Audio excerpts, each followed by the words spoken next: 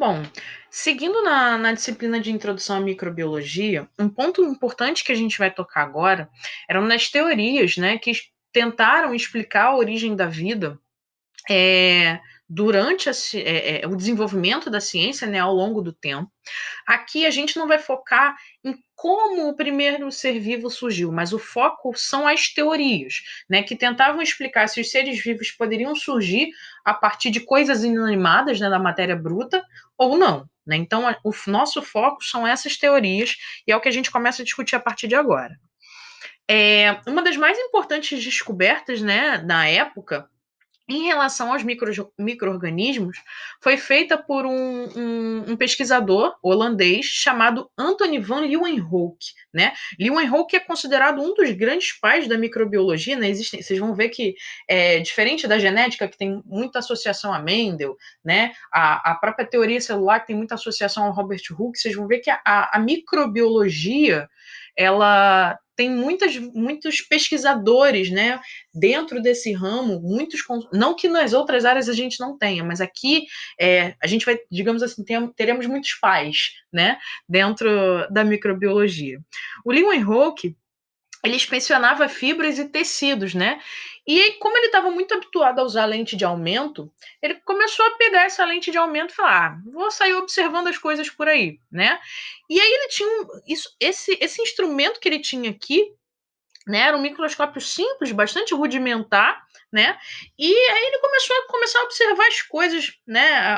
Os objetos que ele tinha, poça d'água, enfim, foi observando o mundo que estava à volta dele. E com isso, né? Com essas lentes de aumento, né? Coisas bem rudimentares, ele começou a observar pequenos organismos, né? Então ele chamou de animáculos, né? Que seria o equivalente a animais microscópicos. Nessa época não se tinha ideia, né, desse mundo microscópio, a gente estava dividindo as coisas entre animais e vegetais, basicamente, que eram visíveis, né, a olho nu, né? Então, a partir dessa observação, e é isso que eu quero chamar a atenção de vocês, a importância da observação, de alguém ter curiosidade, né? E ainda que com uma técnica muito simples, né? Mas esse instrumento bastante simples, que era o microscópio da época, foi fundamental para que a gente, pelo menos, conseguisse enxergar aquilo que os olhos não poderiam ver. Então, partiu da curiosidade de alguém. Muito da ciência tem esse início, né, de alguém questionar, né? O que faz a ciência não são as respostas, o que faz a ciência são as perguntas, né? É a partir de uma pergunta, é a partir de tentar responder aquela pergunta, é que a ciência é feita. Isso é que é o bacana da história, tá? E depois dessa observação ali dos animáculos, né, é importante falar também, ele começou a estudar células, né? Então ele começou a estudar glóbulos vermelhos do sangue, constatou a existência de espermatozoide. Então, assim, além da contribuição ali para a vida microbiológica, digamos assim, ele foi um dos primeiros a observar células humanas de fato, né?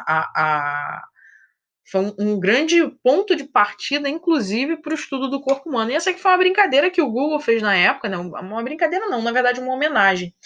Não sei se vocês já repararam, mas essa página inicial sempre faz homenagens a uma série de coisas, e a ciência é uma delas. Então, muitas vezes eles vão fazendo homenagem a cientistas que deram ali a sua contribuição na história. A gente tinha na época, né, na época de Leeuwenhoek, muitos estudiosos eles defendiam uma teoria chamada de abiogênese, né? Que era uma. E nesse sentido gerou uma grande discussão, porque como assim? Como que surgiam esses organismos? Como que ele conseguiu observar esses organismos? Como que era a existência deles, né? Então, é, é, é, ficou ali, né, a partir dessa observação de Leeuwenhoek, uma discussão entre como é que esses organismos foram para lá? Será que foi o ar que trouxe? Será que o ar gerou? Né? Então, ficou uma briga na época entre duas teorias bastante dicotômicas, né? Bastante opostas, que eram as teorias da abiogênese e da biogênese.